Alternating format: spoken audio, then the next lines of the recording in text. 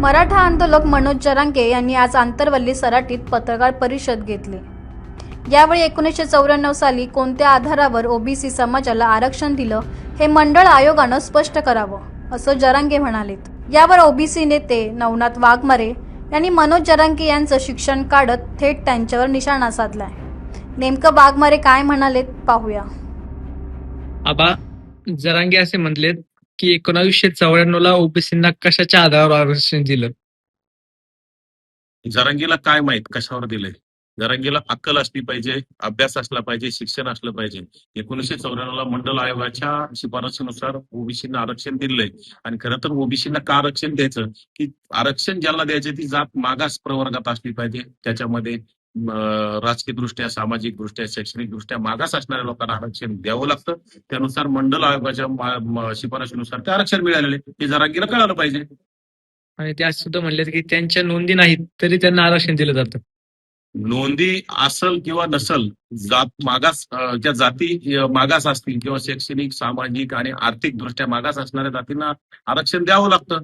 आता त्यांच्या नोंदीच असाव्या असं काही नाही की मराठा समाज राजकीय दृष्ट्या, सामाजिक दृष्ट्या सक्षम आहे, त्याला आरक्षण देता येत नाही। तरी सुद्धा ईडब्ल्यूएस आणि याच्यासारखं आरक्षण त्यांना दिलं होतं, परंतु आता ह्याच बिंडोक माणसामुळे ते आरक्षण रद्द केलंय। आता त्यांना फक्त आर्थिक दृष्ट्या मागास म्हणून ते आरक्षण दिलंय, परंतु सामाजिक आणि राजकीय दृष्ट्या मागास असणाऱ्याला सर्व प्रतिनिधित्व मिळण्यासाठी मंडल आयोगाने हे आरक्षण दिलेलं आहे। आणि जरांगे म्हणतात की दर 4 वर्षांनी ओबीसींची संख्या 30% वाढते। मग जरांगेला आम्हाला हा प्रश्न विचारायचा आहे की जरांगे प्रत्येक बाईटमध्ये कधी 3 कोटी म्हणतो, कधी 4 कोटी मराठा समाज म्हणतो, कधी 5 कोटी म्हणतो, कधी 7 कोटी म्हणतो। मग त्याची दर 2-4 दिवसाला याची लोकसंख्या वाढत कशी जाते?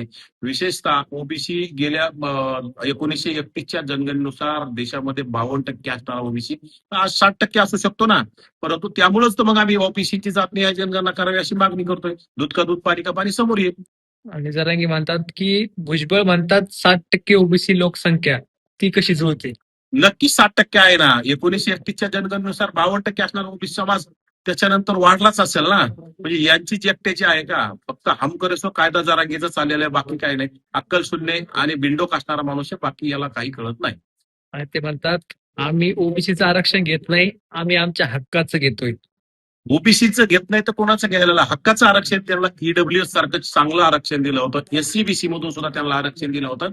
ते जर त्यांनी मागितलं असतं ते टिकवण्यासाठी आम्ही सुद्धा त्यांच्या सोबत होतो आणि ते टिकवण्यासाठी कोणाचाही त्याला विरोध नव्हता। ते त्यांचं हक्काचं आरक्षण होतं, परंतु ओबीसी मध्ये घुसखोरी, ओबीसीच्या स्थानिक स्वराज्य संस्था बळकावण्यासाठी, म्हणजे ओबीसीच्या हक्काच्या स्थानिक स्वराज्य संस्था बळकावण्यासाठी चाललेल्या आरक्षणाला कुठेतरी लोकांच्या हक्कातलं वरपाडून घेणं म्हणावं लागणार जरांगेला, हे कधी कळलं?